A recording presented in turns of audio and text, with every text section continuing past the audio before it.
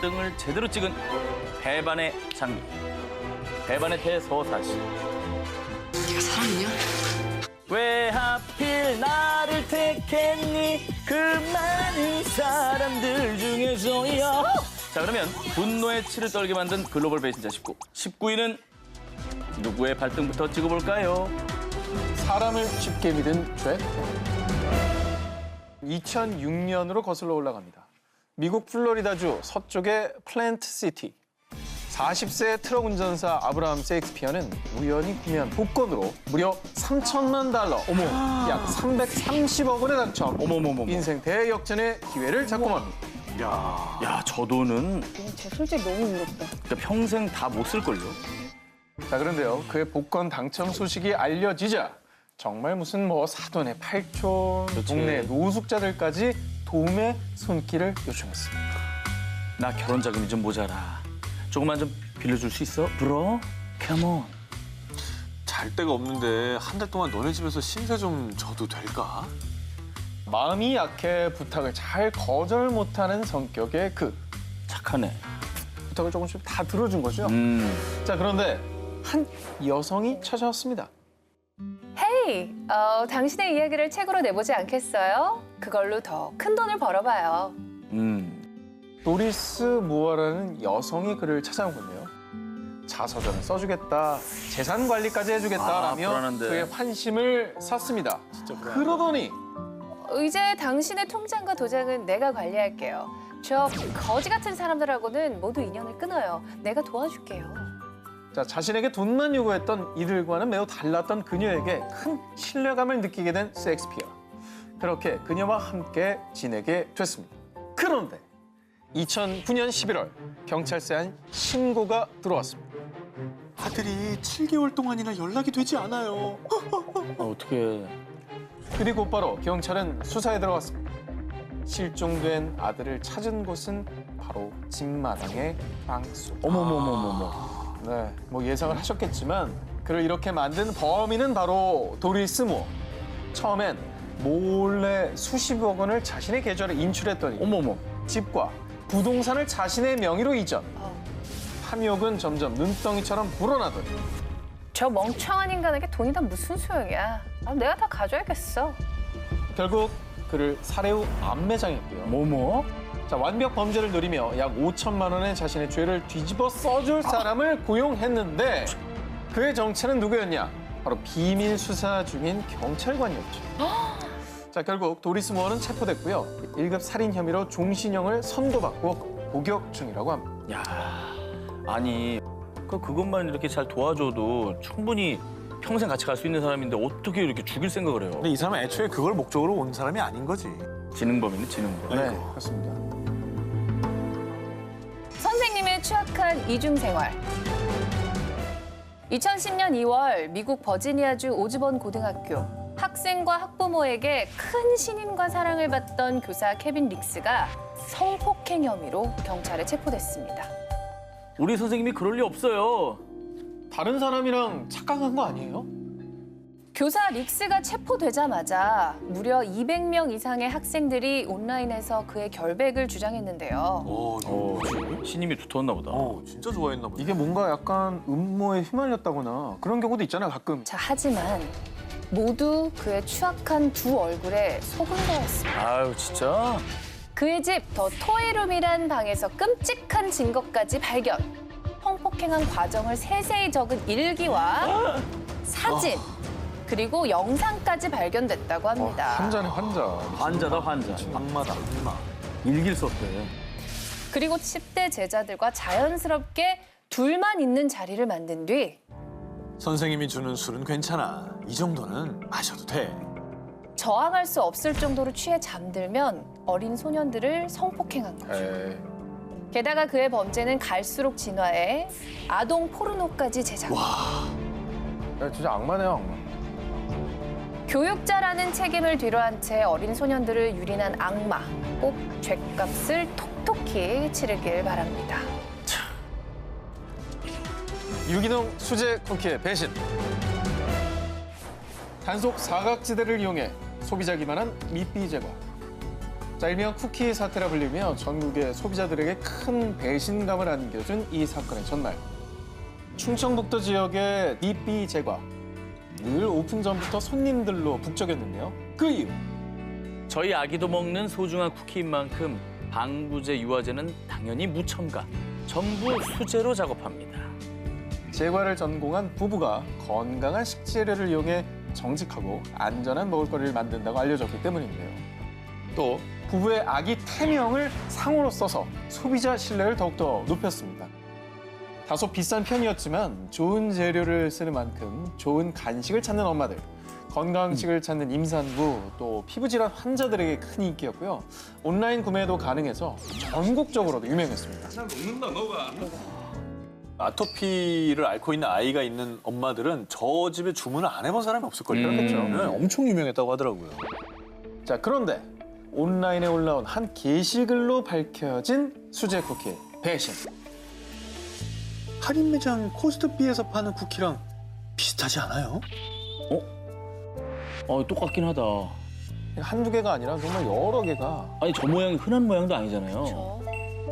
할인 매장에서 판매하는 공장제 제과를 재포장해서 더 비싸게 팔아왔던 겁니다. 어머머머. 소비자를 기만한 거죠. 자, 이 사실이 밝혀지자 밋비 제과 판매업자는 이번 것만 물량이 많아서 섞어 팔았네요. 환불해 드릴게요. 와. 어떻게 저런 생각을 하지? 중요한 포인트는 뭐냐면 대형 매장의 쿠키가 나쁘다는 건 아닙니다. 아, 그렇죠. 예, 이걸 포대가리에서 더 비싸게 판 게 이게 사기라는 거죠. 이렇게 하나씩 따지고 보니 유기농, 무방부제, 수제 제과 이 모든 게 다 거짓! 어허. 전국의 수많은 피해자들이 큰 배신감을 호소하자 매장은 결국 폐점. 자, 그리고 지난 10월 점주 부부는 사기 및 식품위생법 위반 혐의로 불구속 입건이 됐다고 합니다. 이제 엄마 입장에서 내 아이한테 좋은 걸 먹이고 싶은 그 마음을 너무 악용을 해버린 거잖아요. 소비자 어떻게 본 거죠? 2010년 11월 미국 미시간주 예일.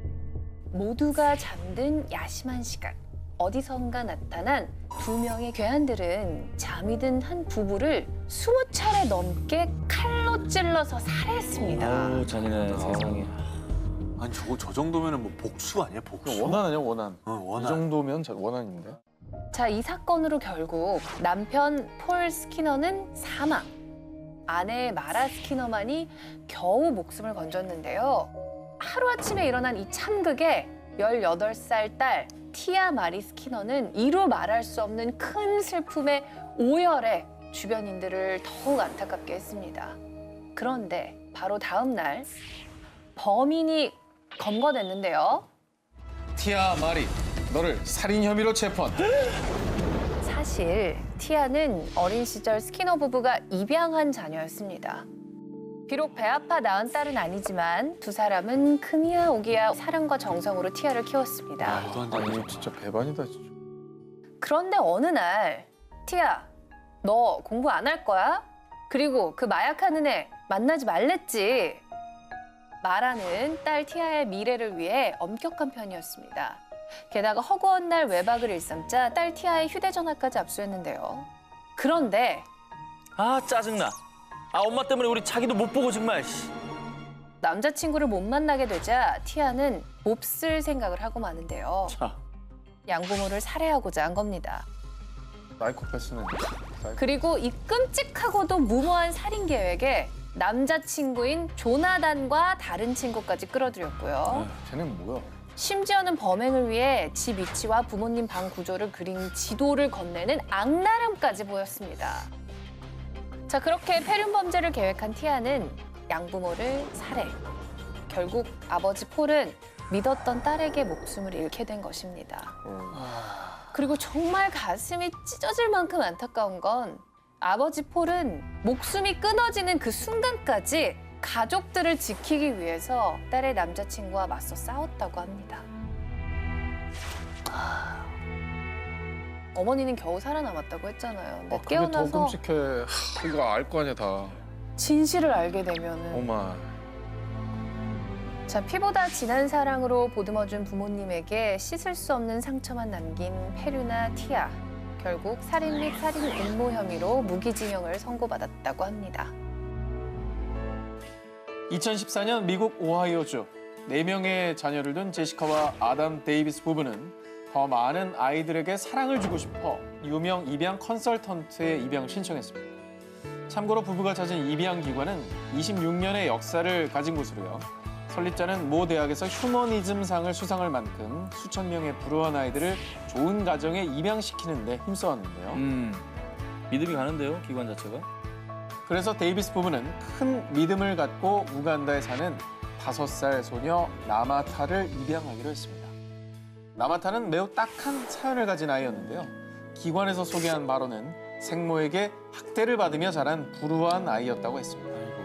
그래서 데이비스 부부는 나마타를 가족으로 만들기 위해 엄격한 서류 절차부터 우간다에 넘어가 나마타와 6주 동안 함께 생활하며 적응 기간도 가졌습니다. 약 1년이 지난 2015년 드디어 나마타는 완벽한 데이비스의 가족이 되었습니다. 그런데 가족으로 지낸 지 1년이 지났을 무렵 나마타가 영어가 늘면서 입양되기 전 삶에 대해서 이야기하기 시작했는데요. 우리 엄마는 나를 많이 사랑했어요. 엄마는 항상 나를 학교에 데려다 줬어요. 처음엔 학대 후유증이 아닐까? 얘기를 꾸며내나? 이렇게 생각을 했답니다. 자, 그런데 엄마가 학교를 어떻게 데려다 줬고 또 어떤 얘기를 나누었는지까지 너무나도 구체적으로 얘기를 하자 결국 양모인 제시카는 무언가 잘못됐음을 직감. 정확한 확인을 위해 친모와 어렵게 화상 전화를 연결했는데요. 자, 1년 만에 서로를 본 딸 나마타와 엄마. 그런데 이게 웬일입니까? 뭐야. 엄마, 왜 나 혼자 여기에 보낸 거야? 엄마가 미안해. 엄마가 속았어. 엄마가 속아서 그랬어. 이게 도대체 무슨 소리야? 생리별했다는 거예요? 그렇습니다. 나마타의 사연은 모두 거짓이었던 겁니다. 어? 양모인 제시카는 미 국무부에 직접 연락해 입양 기관을 신고, 곧바로 FBI가 조사에 착수했는데요. 이후 밝혀진 충격적인 사실. 우간다의 입양 기관에서 나마타의 엄마에게 아이의 유학을 권유했고, 결국 엄마는 딸의 미래를 위해 사인을 했는데 양육권 포기 서류였던 겁니다. 영어를 못하니까 몰랐나 보다, 서류가 그 서류인지. 자, 한편 이 사건이 알려지자 미국의 입양기관 대표는요. 자신들은 모른다 라며 무책임한 변명으로 일관했지만요.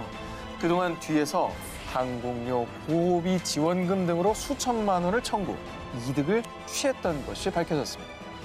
게다가 모 기자가 이들의 세무 기록을 조사했는데 2000년부터 2015년까지 입양기관의 매출이 약 8,021억 원 이상이었다는 것까지 밝혀냈습니다. 애를 장사예요. 가지고 장사를 한 거예요. 남의 인생 가지고 장사한 거예요. 저거는 되게 여러 명의 인생이에요. 애도 애지만 그 애 원래 가족에게도 피해를 끼친 거고 그 애를 입양한 가족에게도 피해를 끼친 거예요. 이 모든 것이 밝혀지자 해당 기관은 해소에 조치되었고 우간다 정부도 해당 고아원을 해소했다고 합니다.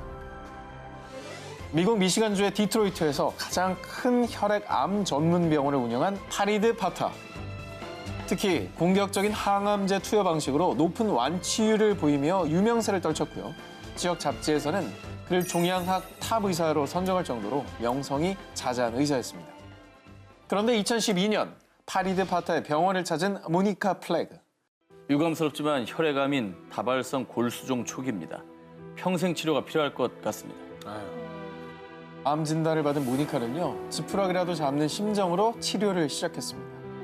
자, 그러던 어느 날 실수로 넘어지면서 다리에 골절을 입고 병원에 갔는데요. 그런데 그래도 좀 이상하네요. 암세포는 발견되지 않아요. 자, 당시 담당이었던 파리드 파타가 휴가를 가서 다른 동료 의사에게 진료를 받았던 건데요. 수상쩍자 결국 내부 고발을 했고요. 그 결과 그동안 무고한 환자들을 이용한 암 전문의 파리드 파타의 더러운 배신, 그 추악한 모습이 밝혀진 겁니다. 파리드 파타는 최소 6년 동안 무려 약 550여 명의 환자에게 과잉 진료 및 거짓 진단을 내린 건데요. 예를 들면 24주가량의 항암 치료가 필요한 환자에게 무려 260주를 진단. 심지어는 암에 걸리지도 않은 환자에게 거짓으로 암 진단을 내리기까지. 뭐 하는 거예요? 그러니까 왜 그러는 거야? 그러나 6년 동안 환자들에게 불편한 항암 치료를 하며 메디케어와 보험회사로부터 무려 400억 원을 청구해 가로챘다고 합니다. 앞다 보면 그냥 암입니다. 와, 이 사람 260짜리 돈이네. 뭐 이렇게 봤군요. 한편 그가 그렇게 돈을 벌어들일 동안 수백 명의 환자들은 직장도 잃고 시간, 돈 모두를 허비. 게다가 그 독한 항암 치료에 멀쩡했던 머리카락과 치아가 다 빠지거나 심지어는 항암 치료 중 사망한 일까지 있었다고 합니다. 자신의 이익, 그 돈 때문에 환자들의 목숨을 갖고 장난을 친 의사, 아니 살인자 파리드 바타. 그는 결국 사기 혐의로 징역 45년형을 선고받았다고 합니다.